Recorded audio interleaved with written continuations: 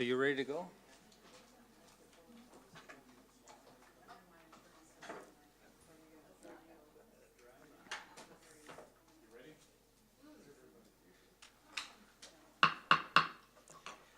Good afternoon, everyone, and thank you to the members of the public who have joined us today. I would like to acknowledge that we're holding this meeting on the traditional territory of Coast Salish First Nations and call the regular board meeting to order. We have, first item to deal with is the agenda. And Mr. Berry, do we have any additions? No, Mr. Chair, we have no new business items to add. Excellent. Okay, thank you. So moved by the agenda as it is moved by Director Stone, seconded by Director Yanni DiNardo. All in favor? Opposed? Motion carries. Thank you. We have the minutes under M1 from the board meeting of August 8th. Are there any errors or omissions? If not, moved by Director Morrison, seconded by Director Stone. All in favor? Opposed? Motion carries. Thank you. Moving down then to the public input period. If there's anyone in the gallery who would like to speak to an item on the agenda, you're welcome to do so now. Seeing no one coming forward, we will move to delegations, and it's my pleasure to invite forward Terry Matten from the Cowichan Housing Association regarding the 2017-18 annual report. Welcome. Thank you. Thank you, Chair Lefebvre, members of the board.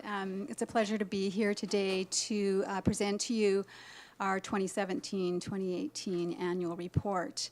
I'm actually going to turn it over to our Vice Chair, Craig Marchenko, to make the actual presentation, and I'll be here to chime in and answer questions as well. Just by way of introduction, Craig is a valued member of the Board of Directors of Cowichan Housing Association with over 30 years of experience in the housing sector. Craig was a founding member of the Chartered Institute of Housing in Canada, former Deputy Minister of Housing and Community Development in Manitoba, and former president of Saskatchewan Housing Corporation, as well as ADM within their social services sector. So I'm confident that he will have all the answers to questions around affordable housing.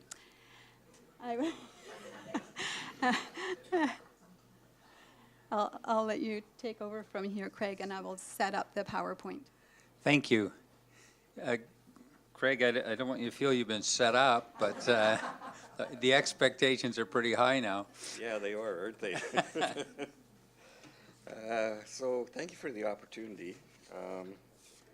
I'll sort of hit the highlights of our activities during the 2017-18 and then move on to sort of what we see as the next steps.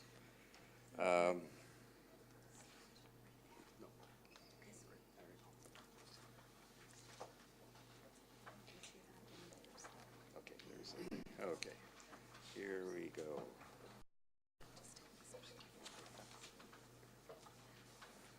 All right. So 2017-18 for the CHA has been its busiest and probably its most successful year.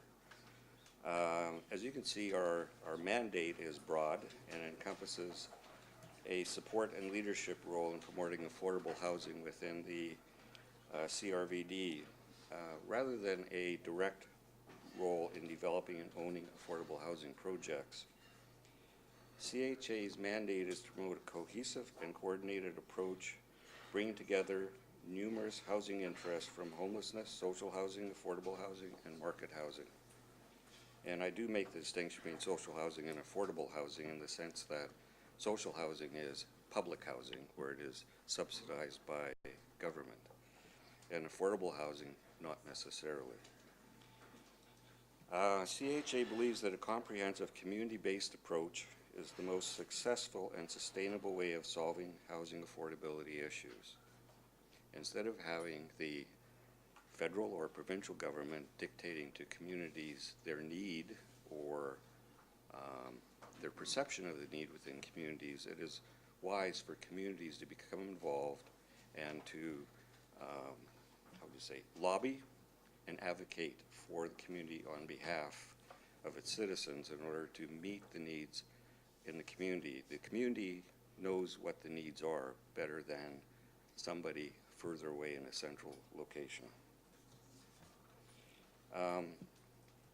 Our strategic plan, and I would point out that don't confuse this strategic plan with the attainable housing strategy that's in development right now for the region. This is for us as a organization in terms of what we do, and we have 4 main goals. And you will see sort of in the following slides how successful we've been in achieving a lot of the objectives under our 4 goals. And goals 3 and 4 speak basically to the development as an organization. We are a fairly young organization and are in the process, I would say, of maturing.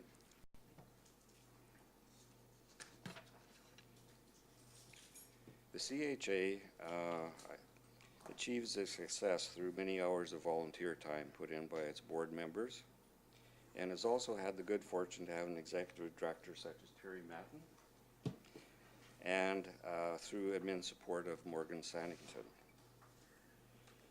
Terry's been instrumental in bringing together the whole community to address Cowichan Region's affordable housing challenges. I think without her, this would not have occurred, and we thank her very much. There are now 2 primary community-based committees representing a myriad of housing needs that have been sort of established as a structure to move forward with. We hope that now people are talking together and not competing with each other and duplicating efforts. There are dozens, if I must say, housing nonprofits within the region, oftentimes serving the same clients. So it's good that they start talking to each other and start helping solve each other's problems. Our main priorities for 2017-18, our main focus was youth homelessness, developing a regional strategic housing plan, and putting in place a structure and partnerships for ongoing coordination of efforts. The CHA basically provides information, facilitation, and support for affordable housing projects, including providing research data to inform needs assessment. And we've responded to over 100 requests last year for this type of information to support proponents in terms of conceptualizing projects and in the development and application for funding. We provide funding information and linkages to the funders, the development of policy and information and referrals, and partnership building. One of our core activities that has been carried on since 2015 is the housing loss prevention under homelessness, a federal homelessness grant. And we've been involved in this activity since 2015, and we've helped over 500 individuals with their housing issues through these programs, and that's fairly substantial. Another large success and endeavor last year was the Housing First for Youth. It's called the Close to Home Project and was developed in response to concerns from several community tables, where it was concluded that adequate housing is a precursor to moving forward in addressing community health and youth well-being. The goal of the project, funded through the federal homelessness grant, was to develop a housing first model for the Cowichan region, and as a first priority, an implementation plan to address youth homelessness. The key outcome was the development of partnerships and collaborative work with a focus on action. Through this project, 4 affordable housing projects are now in various stages of conceptualization and development. A youth respite housing, youth shelter project, transitional housing, and permanent supporting housing for youth and families project. Another sort of large success last year was the development of the Housing Coalition. This is really the first stage in order to achieve sustainable success in addressing our housing challenges within the region and brings together the community as a whole to provide a collective impact instead of sort of individually striking out on your own. The CHA was instrumental in the development of the Cowichan Coalition to address homelessness and affordable housing. The coalition has 21 member organizations, so there is very good community representation. These organizations are mainly service providers who now talk regularly with each other, coordinating their efforts. A regional affordable housing working group was formed from the coalition and is now transformed into the Regional Affordable Housing Committee. This regional committee has 21 members, with 8 of those overlapping and providing a link with the coalition.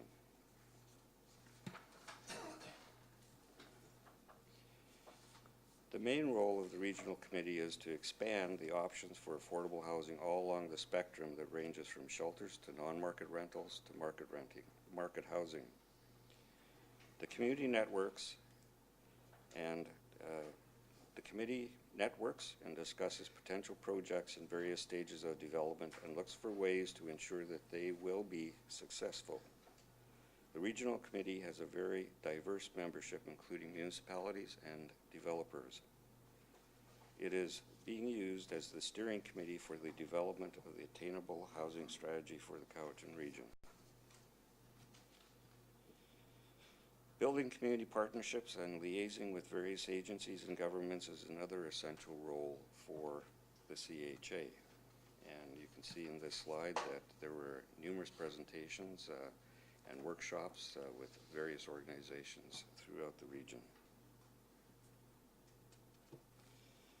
One of the things, and I pointed out that our strategic plan focuses on the organization and its development. As I said, we are a young organization working diligently and successfully at improving the quality of our organization. We have a comprehensive set of policies to ensure good governance. As well, we like to ensure that we take time to evaluate our own performance and look forward to continuous improvement. Some of the next steps that we see the Cowichan Housing Association being involved in around affordable housing and collaborative partnerships are fairly important. One of the most important events, and one that will be concluding in the fall, is the development of the attainable housing strategy. It will set priorities and actions for the future, which are important, not just a plan without any action. CHA will continue to provide a leadership role in the continued development of the Housing Coalition and capacity development of the organizations that have a vested interest and are involved within housing in the region. One of the main concerns with a lot of small organizations is the lack of their capacity to apply for funding, to make those linkages to funders, to develop new strategies in terms of housing their tenants. And so capacity building is one important aspect that would improve the quality of housing within the community. A regional strategy and action plan is really a coordinated approach to housing challenges, and local government is key to attracting federal government and provincial funding to address our housing needs. One of the things that federal and provincial governments look for is the involvement of local governments in housing. Housing is not necessarily solely a federal or a provincial jurisdiction, but it is also, I would say, somewhat of a municipal responsibility as well. We all have, and all 3 of those levels of government have a specific role to play.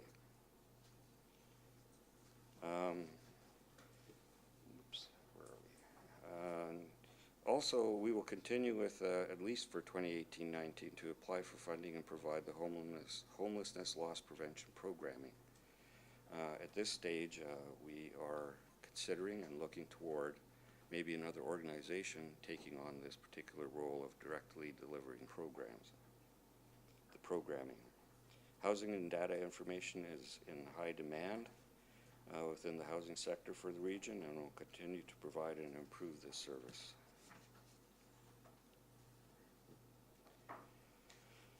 Community awareness and education is an important aspect of addressing our challenges, both in the non-market and market sectors. These workshops will help to continue to build the community capacity. CHA will be looking for every opportunity to leverage federal, provincial, and other funding and strengthen our relationship with key funding agencies.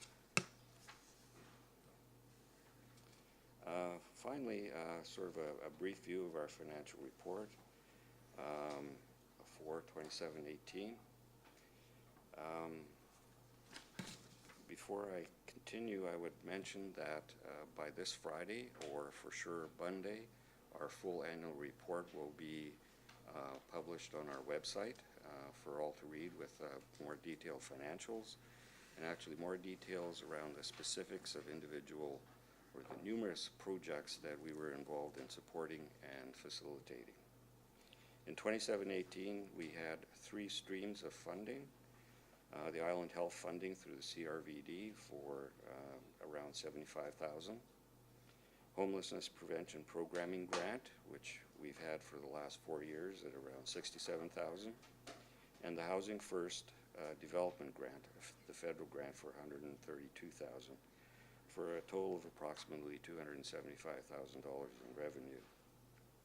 The last slide here that you see indicates the major activities supported by the funding and proportion of funding that went to each activity. I would point out that only 10% was used for administrative purposes. The vast majority of the staff wages are paid through funding for particular projects, the homelessness grants that are there. There's basically no core funding, federal or provincial, for a coordinating role such as the CHA has undertaken. So that concludes the presentation. Thank you very much for that. Do we have any questions or comments around the table? Seeing none, Director Marsh?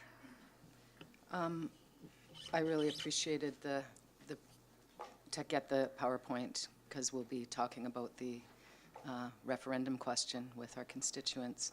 And I particularly wanted to appreciate the work that your organization has done and the dedication of your board in supporting Ms. Matten and her admin staff. And thank you very much. Thank you. Thank you. And thank you for coming in today, taking the time as we approach the referendum this fall. It's really good to hear once again from Cowichan Housing Association, and I think it's important. Hopefully there will be other people who will see this meeting, we are being streamed live, and it will be archived, and will understand even better some of the work that Cowichan Housing Association has been doing. So thank you very much for coming in today. Thank you. Okay, we can move on to the report of the chair. First, I just wanted to let everyone know or remind you that we have our next board meeting on Thursday, September 6th at 6:30 p.m. Because of UBCM, we would normally have it during that week, but we'll be away the 10th to the 14th, so we're moving it up. It should be. It's in mine. It should be in the calendar. And so that's quite a change, but just wanted to make sure you had the heads up. And if it's not in your calendar, please let us know, and we will. Not in yours. Mr. Berry, can I ask you? Yeah, can I ask you to check on that with Allison? Yes, Mr. Chair, absolutely. The other thing I wanted to report out on was a very interesting visit we had from the Federal Minister of Infrastructure and Communities, who dropped by to visit the new transit facility site. As you know, we have federal funding is allowing us to build that. And Mr. Francois Champagne came by and was just an incredibly engaging. Have you met him? Just yeah, just high energy, very, very positive. Talked to all the workers directly. I wanted to get in all the machines and operate them. And I had to explain, I'm the one who used the case, used the excavator controls, but, well, he said, come on in, and he just kind of sat with me, so, but it was really interesting, and, if there was ever a model for someone in public service, I would say that he was that model, so, very, very interesting, and it shows that the federal government is aware where that money is going, and he took the opportunity to come and visit, and I'm interesting to hear that he visited you and Ladysmith as well. Okay, we can move on then to committee and commission reports. Oh, Director Stone? One thing that I would take away from that too is that, they had just had a cabinet shuffle, and I think all of us who had developed relationships with the previous minister were kind of like, oh no. But to see his energy, and one of the things I think he's been tasked with is to move this infrastructure money into communities more rapidly. So I Right. think it's a really good sign, because he kept saying again and again, we need to deliver this funding to communities where it makes the difference. Yeah. So I think that's a good sign. Director Marsh? Yeah, I just wanted to compliment Director Stone as Mayor Stone, because I understand he had several meetings with ministers at FCM, and I think that helped to put our whole region on the map in a new way with a new government. Thank you. Okay, we can move to committee and commission reports under CR1, Electoral Area Services Committee. Director Morrison? Thank you, Mr. Chair. Your Electoral Area Services Committee reports and recommends as follows from our meeting held on August 15th. The first items 1 through 6 are for all directors.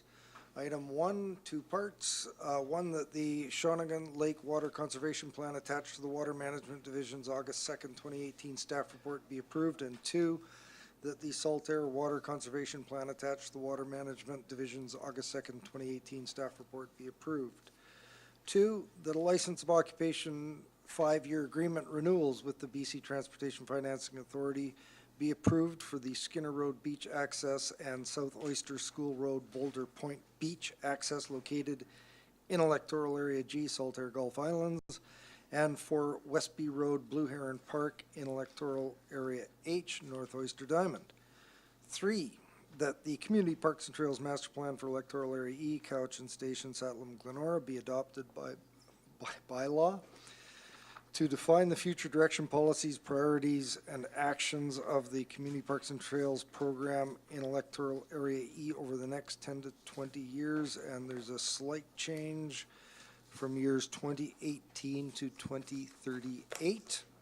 4, that a permit to construct agreement with the Ministry of Transportation and Infrastructure be approved for a connector trail within an undeveloped road right-of-way between Lytton Road and Saltaire Centennial Park. 5, that $50,000 of the Community Works funds allocated to Area B Shawnigan Lake Community Center building improvements projects be reallocated to Area B Shawnigan Lake Community Center signage replacement project. And number 6, that the prohibition on beekeeping in the R3 zone of Electoral Area B zoning bylaw number 985 not be enforced at this time. I move those 6 items.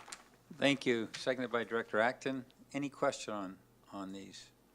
All in favor and opposed? Motion carries. Thank you, and the Following next part. items for electoral area directors only, 7 through 9. 7.1, that development permit application number DP 18A02 155 Okotoks Drive be approved, subject to compliance with the recommendations contained in the professional reports regarding tree retention, riparian protection, and location of the geotechnical engineer's approved building site. And 2, that the general manager of land use services be authorized to permit minor revisions. 8.1, that development permit with variance application DP 18B10 VAR 2749 West Shawnigan Lake Road be approved with the following requirements. 1, comply with recommendations contained in attachments E through G. And 2, provide a landscape security for the proposed landscaping in accordance with the CVRD landscape security policy.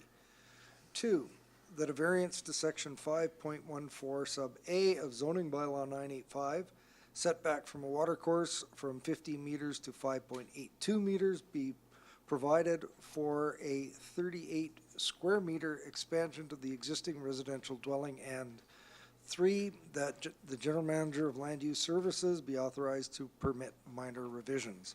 Number 9.1, development permit application number DP 18D11, 1780 Pritchard Road be approved to permit a 2-lot subdivision, and 2, that the general manager of land use services be authorized to permit minor revisions. I move those items.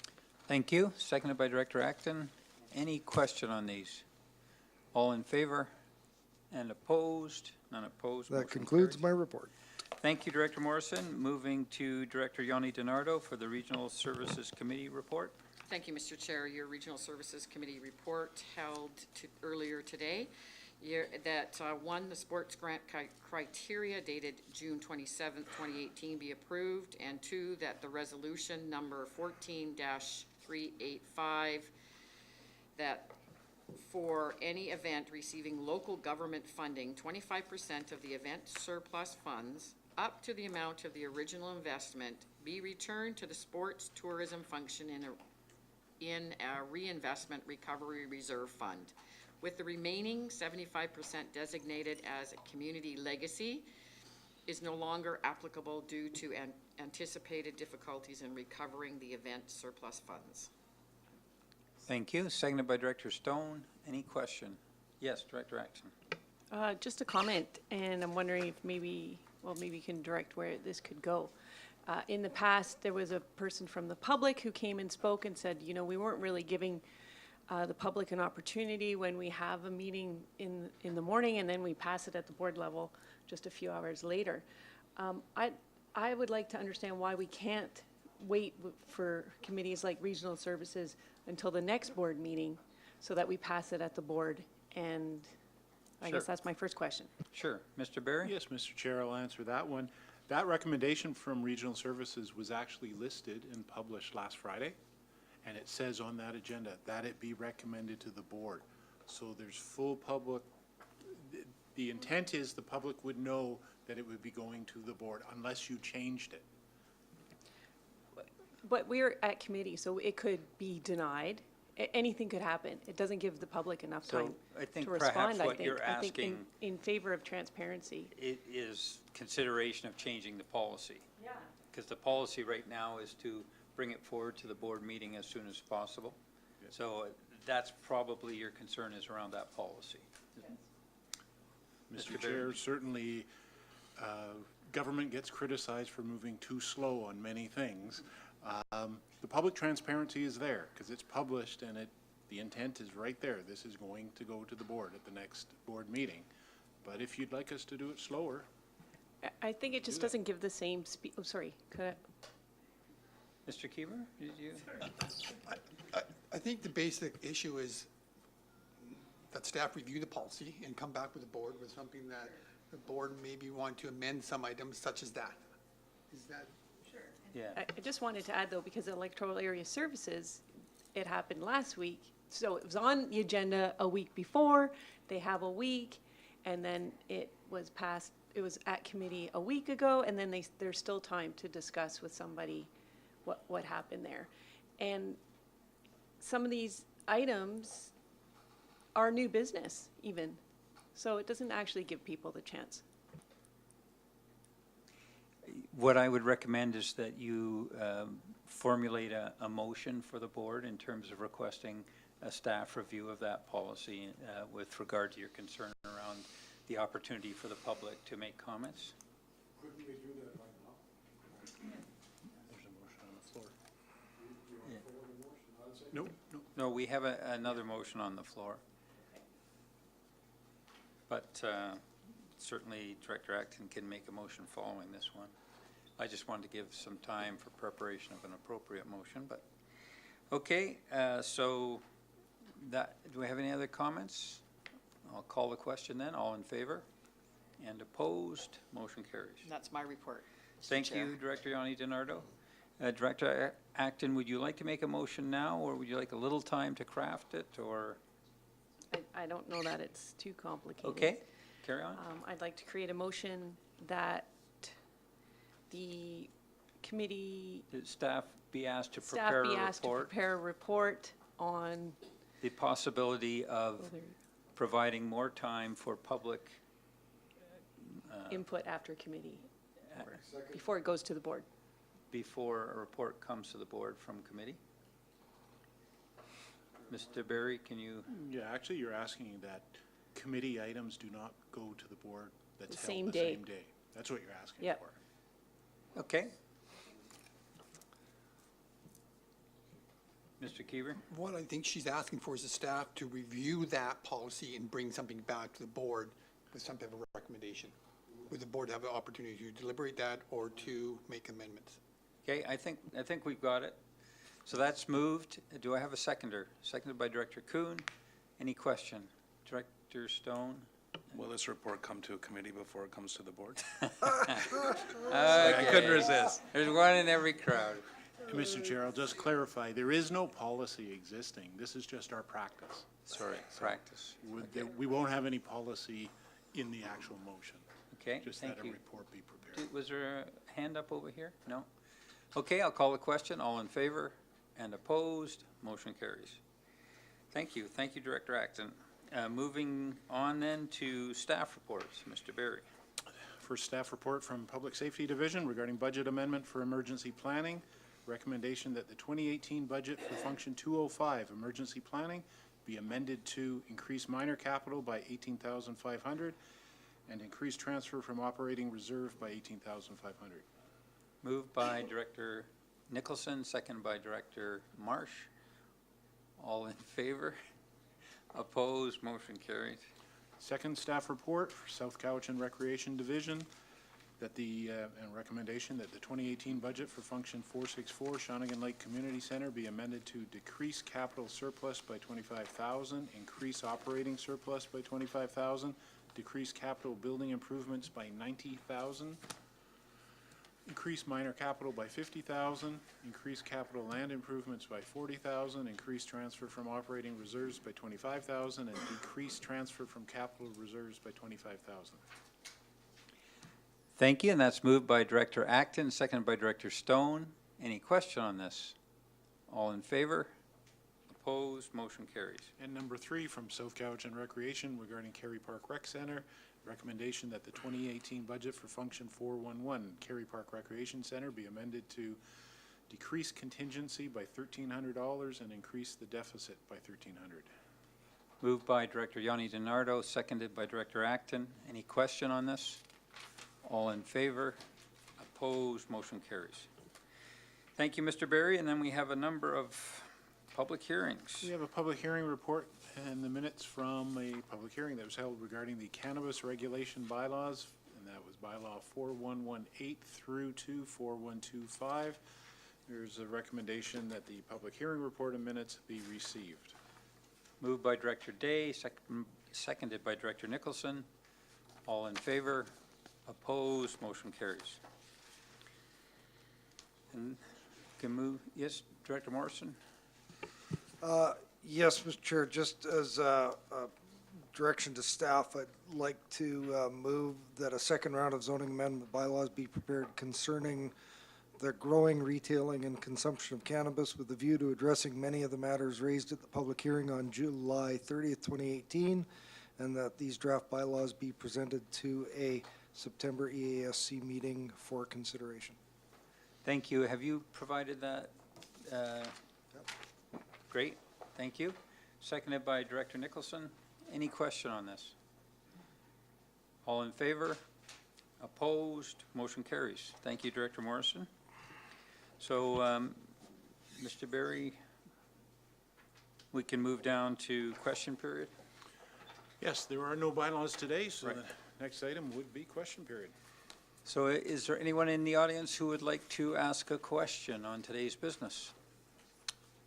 Seeing no one coming forward, we can move to a motion to move into closed session in 5 minutes.